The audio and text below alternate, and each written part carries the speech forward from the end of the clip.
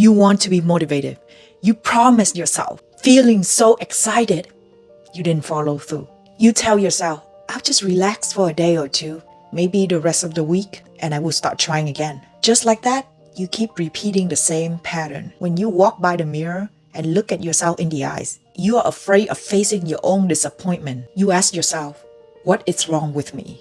You've asked the wrong question. Don't worry and keep watching. I've got you. What does it take for me to be motivated and keep up with my promise? After this video, you will stop doubting yourself. When you understand the deep roots of the reason why, follow with tips that will change your mind and elevate your life. These tips are tested on me and they work 100% because in this channel, we dive deep. Hi, it's your soul sister Delilah. I am here to share my lesson and mistakes so you don't have to make the same mistake that I did. You're welcome. Here are the chapters. Let's dive right in. Let me ask you this question and please be honest. Why do you want to be motivated?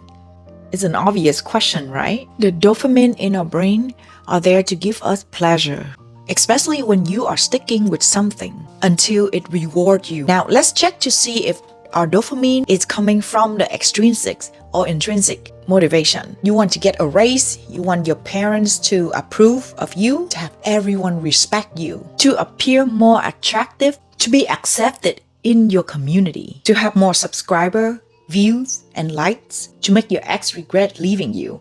These are examples of extrinsic motivation.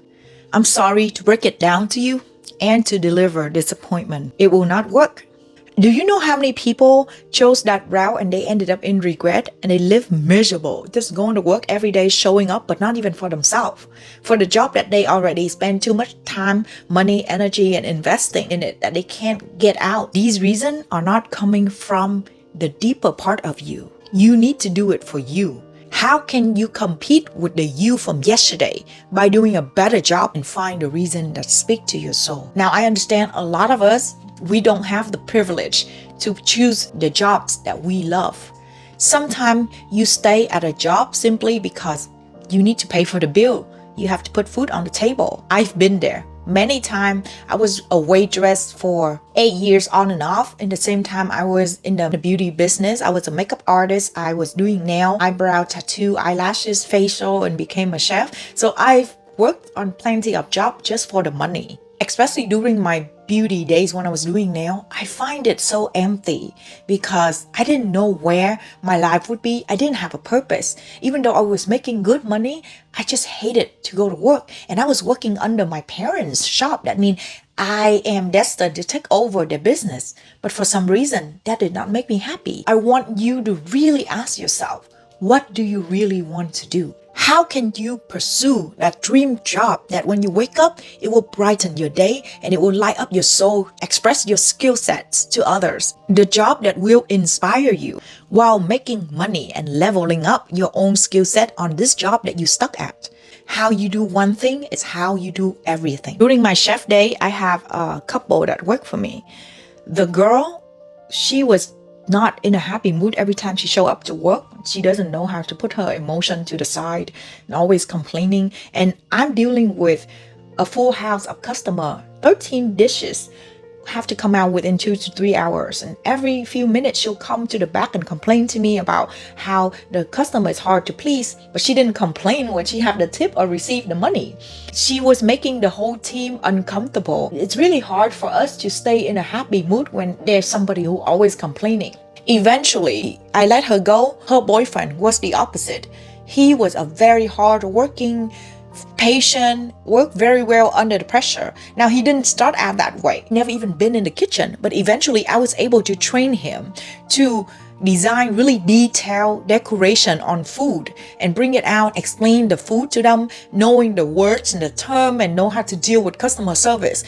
Obviously, it's not the job that he wants, but he put his whole effort in. He eventually have his own business. He's doing really good in life because how he does one thing is how he does everything. So don't ever look at the job that you do and hate it so much because it's not what you want, but do it with a passion anyways. That will lead you to the next job. Similar to that, if your motivation is to have a six-pack, hot summer body and you want to hit the gym, go on a diet, get the attention of somebody you like, you want to look good in the picture of the bachelorette party that's coming soon, what do you think will happen after the summer is over? You are going to crawl back into your winter hole and be a fat teddy bear and just eat through the winter and waiting patiently for the summer to come again so you can shred the extra weight that you gain. Being healthy doesn't mean that you need to have a six-pack. However, if you want to have a six-pack, it's a whole lifestyle change. It's not just something that you can put on the vision board, staring at it every day and wishing for it if you're not doing anything about it. Believe me, because at some point I did wanted a six-pack, but I understand how hard it is and how much you have to change. Even now, I'm eating pretty healthy. I would say 80% of the time. I allow 20% of the time to just eat whatever. And I work out 5 to 7 days a week. I still can't gain a six-pack. It is not easy. So make sure you are being realistic with what you want, because if you are aiming for something that is too hard and you can't make it, it's just going to make you doubt yourself even more. And then it will hurt your self-esteem. You will just give up overall. So start with eating healthy first, with going to the gym 15 minutes a day, 20 minutes a day. So just do whatever it takes to get your motivation going. If you are posting a photo, a post, or a video for the view, for the like, and the subscriber, let's be honest. I would be lying if I say that it doesn't matter to me, but those are things that you cannot control. Always go back to your purpose. Why do you want to do this? Let's say if you have a Facebook and you want to post your summer vacation picture, do it because you want to save the memory. You want Facebook to remind you every year that you have this summer vacation, but not so that people can be like, oh, look at her, she looks so good. Because it just, again, seeking for validation. And if you want to spread message, ask yourself, why do you want to do it? You want to make a difference? Why do you want to make a difference? And if you focus on those, even when you wake up with no subscriber or views, you will be happy and stay happy. For the last whole month, doesn't matter how hard I tried, I've posted consistently 2 to 3 times a week. My channel is stuck. I barely gain, less than 15 subscribers. Of course, there are moments I doubt myself and I start thinking, maybe I'm not meant to do this. Instead, I just use it to push me and I become more resilient because I start to think to myself, what can I do to even get better? And as I signed up for 6-month live training with Mel Robbins, I chose that the project is going to be bettering my English, practicing pronunciation, vocabulary, and grammars. At first, I wanted to focus on YouTube as an overall project, but I dig deep and I know that it is my English that I need to improve because my editing skill is pretty good and I can present myself. I don't need to do better makeup, that's for sure. But if I can express my wisdom better, I do have a lot of wisdom. I just don't have enough words sometimes to spread it out for you guys because I noticed that I recycle a lot of my words. So it's going to be very exciting to see within the next 6 weeks where it's going to take me if I will be practicing on it every single day. So the next thing is something like to make your ex regret leaving you, or you can call it a revenge. I had a friend who did this. It light up a fire in her when he left her. So she said that she would do whatever it takes to beat him in the future and make money. The sad thing is that is not something that comes from within, because it doesn't matter how much that you are upset and angry, you eventually have to accept that the person had moved on and they are happily being with somebody else, while you over here using that anger to try to, looking for jobs and leveling up your life. But it's temporary because those are like one of the really big fire you see that it goes down really fast. You want to do it slow and steady with the real motivation versus I am going to get you back and do whatever it takes. Focus your energy on building yourself instead of trying to revenge, so that you can become your own lover. You won't spend your precious time trying to imagine how mad the person would be or how much they would beat themselves up after realizing that you've moved up with your life, hoping that they will regret for leaving you. X equal expire equal please exit my life. So do not live in the past. Let's talk about the how now that you understand the why. Number one is stop all your distractions. Stay away. Phone, technology, binge watching Netflix, binge eating, social media, even naysayers. If people keep telling you you can't make it and they don't believe in you, stay away from those, because a lot of time when we are on the way to our dreams, it'll be really hard for us to stay motivated if you don't have the right support system. I call the naysayer rotten fruit. It's hard for you to stay next to rotten fruit and hope that you can bring them alive. Most likely you will be rotten next to it. Did you know from a study that an average person spent 20 years scrolling on their phone? That's like a jail sentence.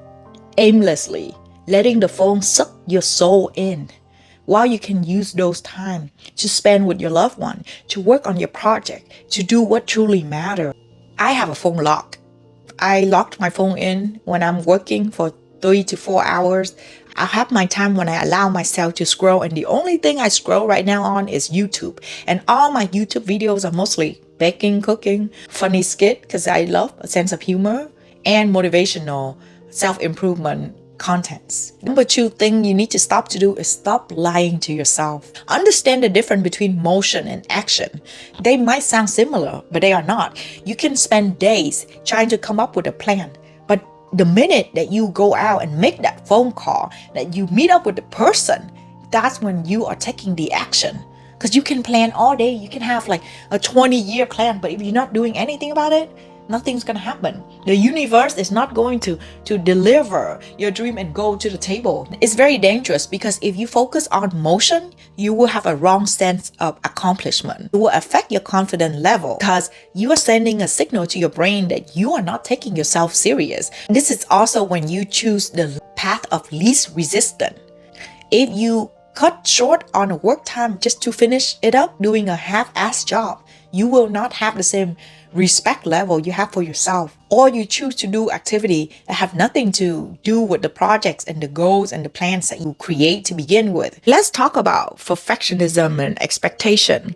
There's a part in our brain, the amygdala. This is the triggers when you are facing fear. Let's say you are putting your hand into a box and you know there's a snake in there. Automatically, your brain will not allow you to put your hand in there. So you have to really fight it. Just like that, when you have to start doing a project, something challenging, your brain will try to stop you. So you need to acknowledge and get yourself back into the control with awareness. You need to shift your emotion from nervous to excited.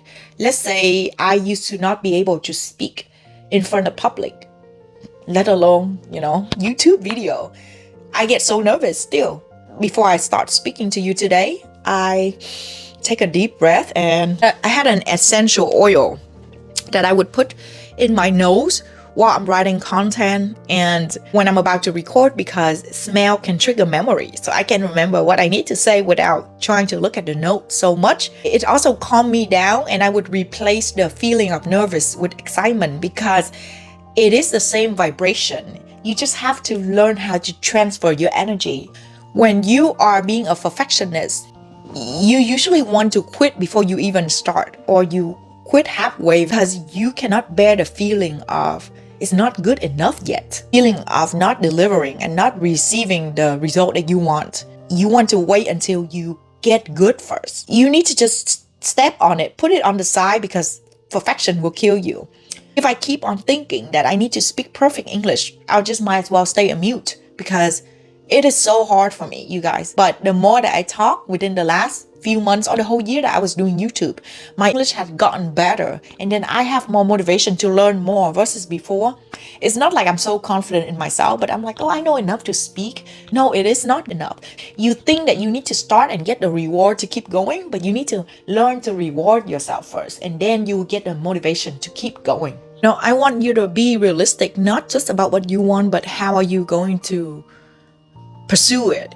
Are you sacrificing your time where you get to party and popping bottles and going shopping, chilling, having fancy lunch and dinner to work on yourself, to improve yourself?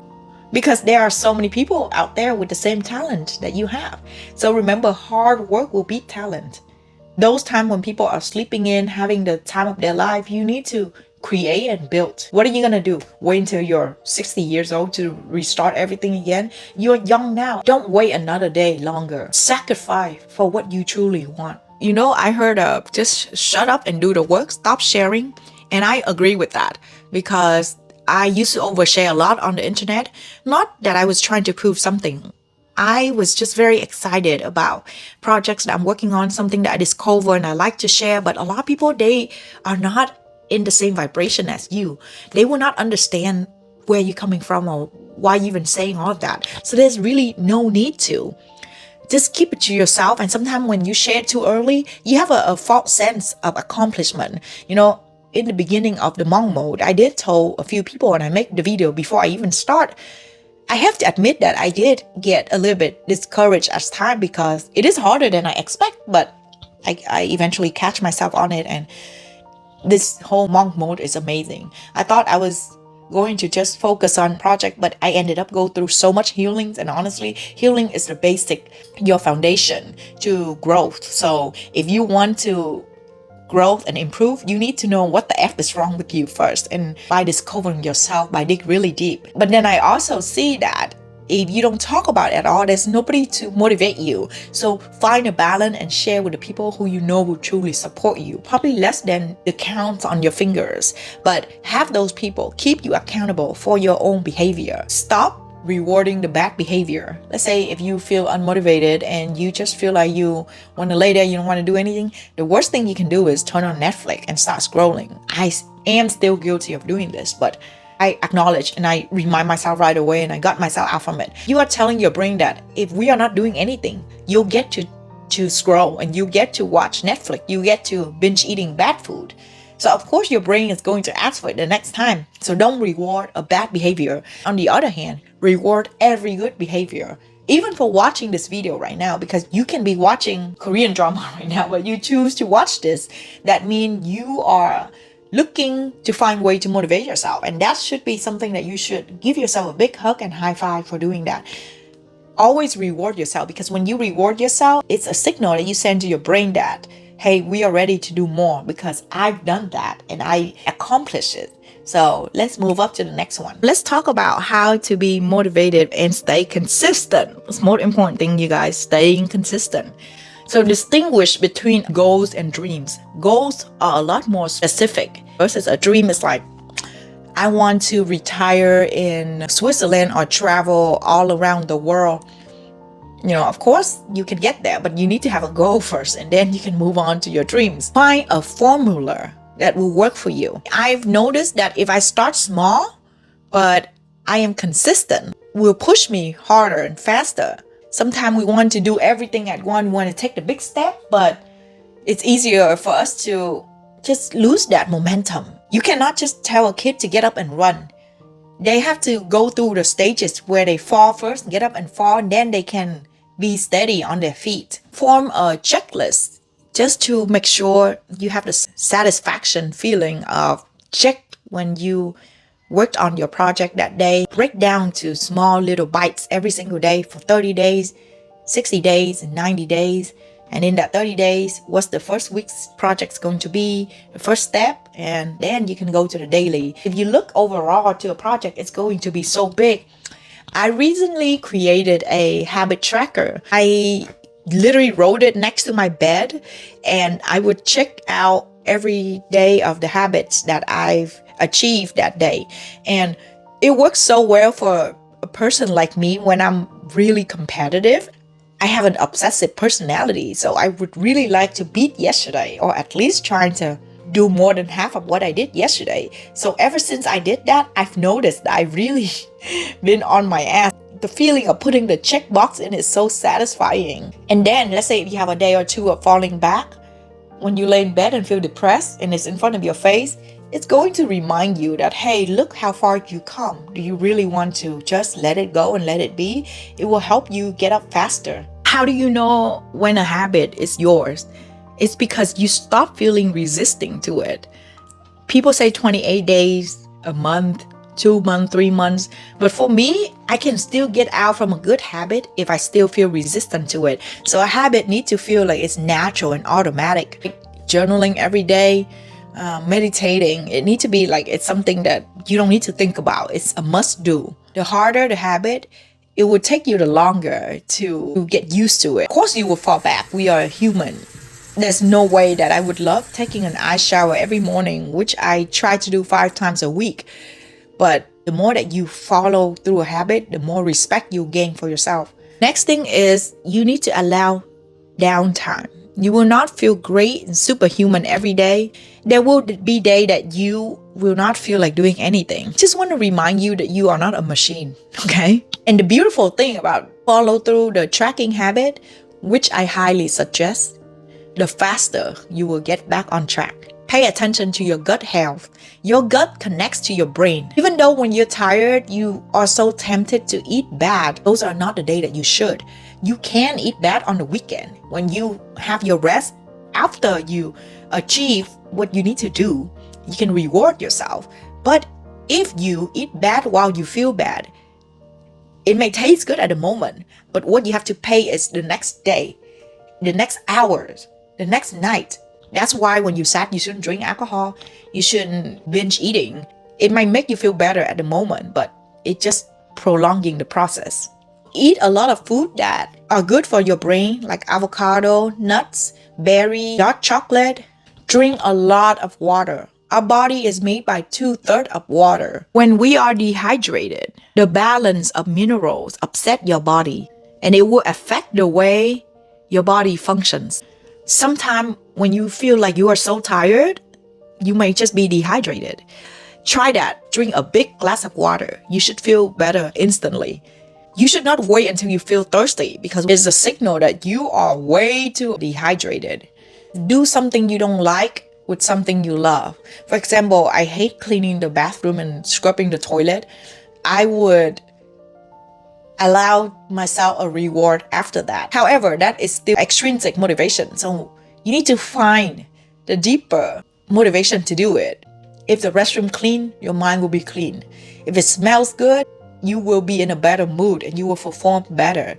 Just like that with cluttering. Sometimes I reward myself after a whole day of decluttering by going online shopping. But I try not to make that a habit unless I really need it to, because I know it's just temporary.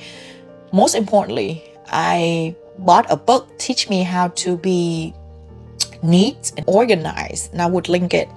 It's an amazing book. You need to read it. It's so short and small and it's so fun to read, but it literally changed my life. I used to be so messy because of my ADHD and the creative brain in me. I can do anything, and when I'm serving food for my clients, everything looks so great, so organized, but for some reason I struggle with keeping my own space organized, and I'm so happy for that book. If you like what I shared so far, please hit the subscribe, like button and put in a comment so I know to make more content like this. I hope this video helped you now that you understand the why and you know the how, and not just to start but to be consistent.